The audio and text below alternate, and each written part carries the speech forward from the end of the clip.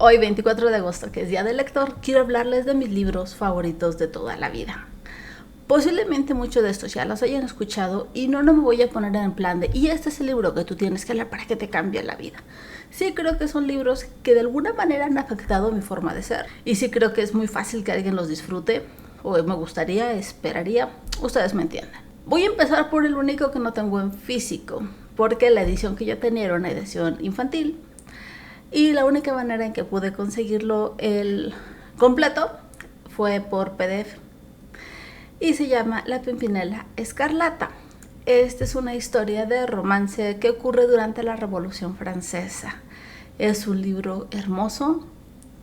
A lo mejor posiblemente sea porque es de los primeros que leí, pero me llegó de una manera, y más la versión completa, porque las frases y las situaciones sí son de los pocos libros que me hacen fangirlear. La historia es muy sencilla. Tenemos a Marguerite, una actriz de la comedia francesa que se casa con un noble inglés, Sir Percy. El detalle es que el hermano de Marguerite, que es la única familia que le queda, acaba de ser detectado, señalado e identificado como miembro de una banda que se hace llamar la Pimpinela Escarlata. Como todo esto ocurre durante la Revolución Francesa, ya se sabe la historia, ¿no? El pueblo francés se rebeló, estaba atrapando a los nobles y los estaban mandando a la guillotina. Independientemente de si ellos habían sido los causantes de algo o si eran esposas, hijos que realmente no tenían nada que ver. Entonces la Pimpinela Escarlata se encargaba de salvarlos de la guillotina por medio de toda clase de ingeniosas estratagemas, y todo eso a mí me encanta. Hasta ahí se los voy a dejar. Y yo sé que es muy difícil que lo consigan, solo se consigue en PDF. Y esto me pasa cada que lo intento buscar. Me entienden mal y me quieren dar La Letra Escarlata o me quieren dar Estudio en Escarlata. Y no, es Pimpinela Escarlata. Y este es un libro que yo les prometo que encuentre en físico, lo compro. Pero tengo años batallando y no lo he encontrado. Segundo libro: Crónicas Marcianas de Ray Bradbury. Ray Bradbury es uno de los escritores de ciencia ficción que yo idolatro.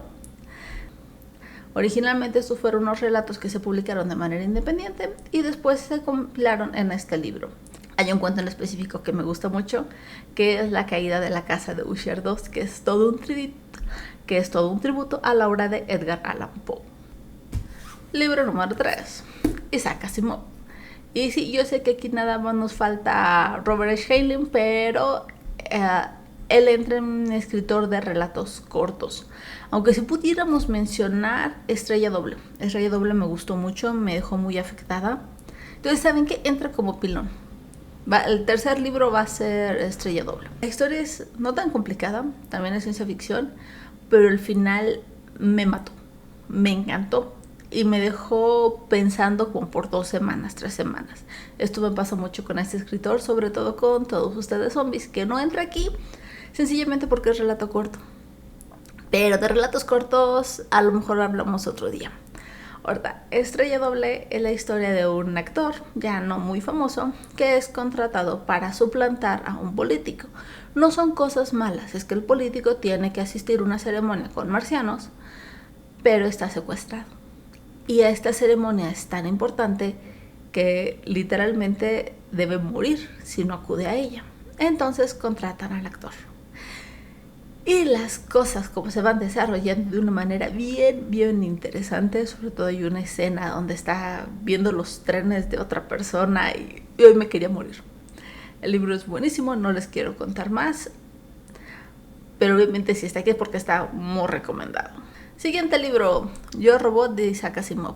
Sí, yo sé que esto parece colección de libros de ciencia ficción del siglo pasado, pero entiéndanme, estos entran de alguna manera en clásicos, en grandes de la literatura, por diferentes motivos. Y en el caso de Yo Robot, esto es lo que a mí me gusta de las historias de robot. Este también es un compendio de relatos, pero no trata sobre los robots queriendo dominar a la humanidad, no. Asimov tenía un nombre para eso, lo llamaba complejo de Frankenstein, cuando nos da el miedo de que nuestra creación se vuelva en contra de nosotros. Y aquí sí, hay robots en todas las historias, pero somos nosotros los que de alguna u otra manera le estamos arruinando la vida a los robots. Y hay una cosa con Asimov que me gusta mucho, Él siempre quiso escribir novelas de detectives, entonces hay como que pequeños misterios, el saber qué es lo que está pasando con el robot, por qué algo está fallando, y realmente yo lo disfruté muchísimo. Este debería ser la base para escribir novelas, películas y series de robots. Siguiente libro, y este yo sé que es muy difícil de encontrar y creo que me impacta solo a mí, y es Prohibido para los nerviosos. Es un compendio de historias de Alfred Hitchcock. Van a decir, ¿y este qué demonios hace aquí? Bueno, era de los pocos libros que yo leía de niña. Digo, libros de adultos. Era este y uno de historias cortas de Stephen King, el cual ya no tengo. Pero hubo algunas historias que me marcaron mucho, sobre todo la primera, que se llama Hacia el futuro, y que en ese entonces, entiéndanme, yo tenía como 8 años, entonces yo no sabía quién era Ray Bradbury, y nada más leía la historia. Años después que pude comprar y que descubrí que era historia que la historia que tanto me había gustado era de Ray Bradbury, fue un wow. Y por eso se incluye aquí, porque fue un libro que fue parte de mi infancia, que me encanta haberlo reencontrado y que yo francamente disfruto mucho. Ojo, no dan mucho miedo, nada más son un poquito tensos, pero cuando tienes 8 años, 9 años, esto es wow. El siguiente es mi respuesta a ¿cuál es tu libro favorito? Y es Ready Player One.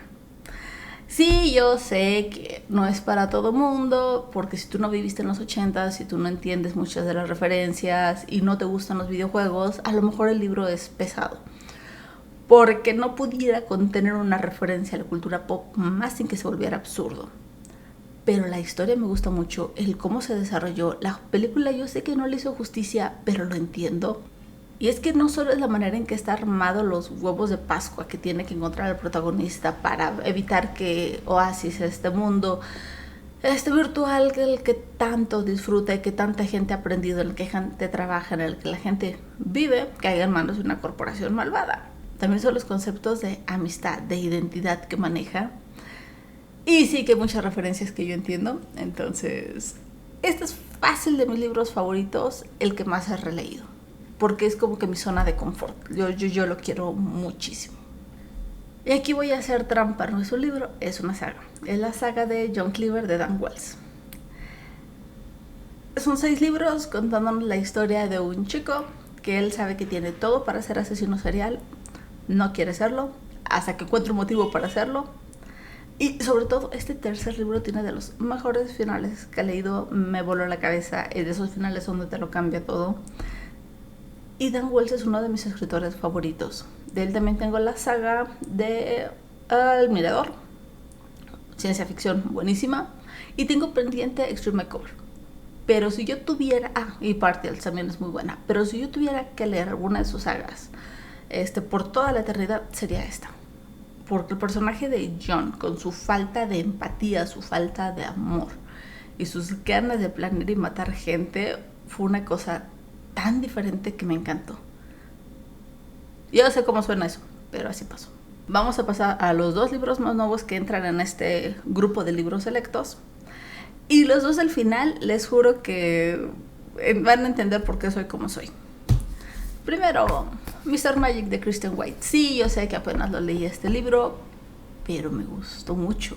Los simbolismos que tiene, la reflexión que tiene, porque esto va más allá del thriller que dicen en la parte de atrás, de una chava que ha vivido 30 años escondida en una granja hasta que llega gente que dice, es que te conocemos, es que tú estabas en un programa con nosotros, acuérdate de Mr. Magic, porque Mr. Magic era un programa muy famoso donde la gente aún se acuerda, y se acuerda de cosas raras y como que cosas dispersas, pero no hay una sola evidencia.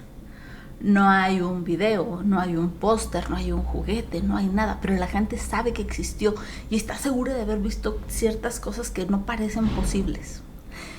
Y otra vez y siempre lo voy a decir, una vez que lees la nota de la autora y entiendes las cosas, te dan ganas de releerlo.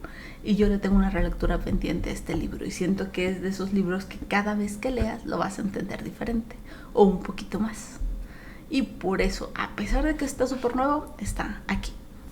Y el siguiente también es un poquito trampa, porque no solo es el libro, es el autor. Es uno de mis autores favoritos, es una de mis zonas de confort y es alguien a quien yo le voy a leer hasta la lista del súper, que es Jaime Alfonso Sandoval, que sí es un escritor que algunos de sus libros son un poquito infantiles, pero que los que no son tan infantiles como Tiempos Canallas son una hermosura.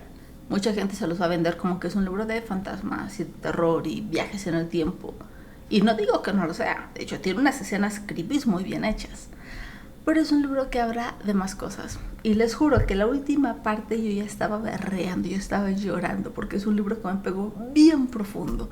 Y por eso es que me encanta este autor y este libro creo que es una chulada que más gente debería leer. Ahora sí, los dos libros más raros de mi colección. E insisto, esto no es es que este libro te va a cambiar la vida. Es un libro que me cambió la vida a mí. Primero, El mundo y sus demonios, de Carl Sagan. Los demonios del mundo son todas esas pseudociencias, son todas esas creencias, todas esas cosas que entorpecen nuestra experiencia mientras estamos vivos, llenándola de fantasías y de ilusiones que, aunque parece que nos hacen la vida más sencilla porque nos dan idea de control, no es cierto. Y aquí Carl Sagan explica una cantidad de temas desde religión, ufología, reencarnaciones. Eso tiene un índice.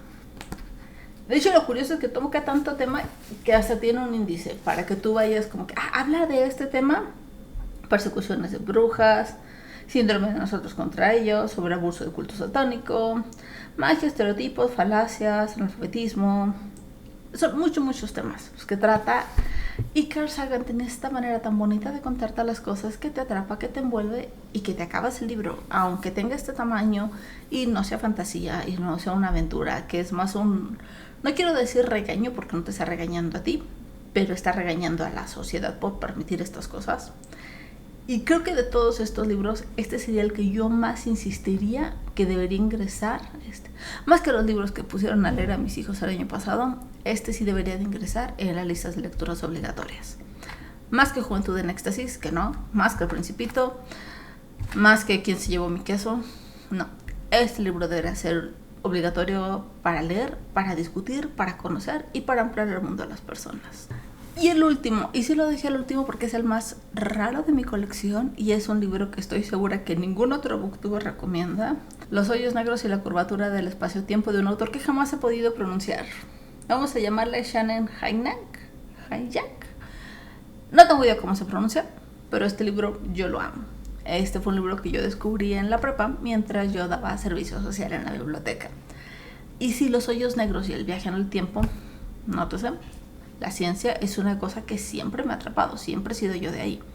Pero que en un librito tan bonito te explicaran cosas tan sencillas como lo que es la fusión que ocurre dentro del Sol, el cómo las estrellas van muriendo, cómo se convierten en estrellas de neutrones, cómo desde aquí estábamos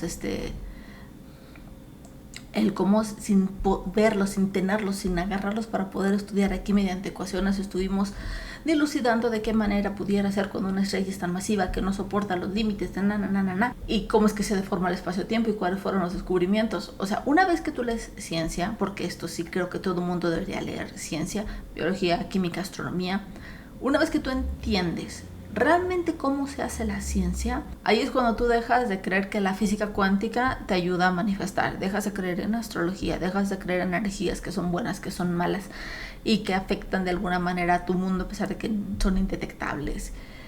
Hay que entender cómo funciona la ciencia, hay que entender desde el punto de vista las experiencias, las vivencias de científicos, entender cuántas personas están involucradas en este tipo de descubrimientos y porque hay unas cosas que son tarugadas y que ya no deberíamos de estar creyendo, pero ya saben, el mismo pleito que tengo siempre, y por eso tengo una lista de reproducción. Si es gracias a estos dos libros que tengo una lista de reproducción para desmontar pseudociencias, porque una vez que tú entiendes de ciencia, ves la ridiculez de eso.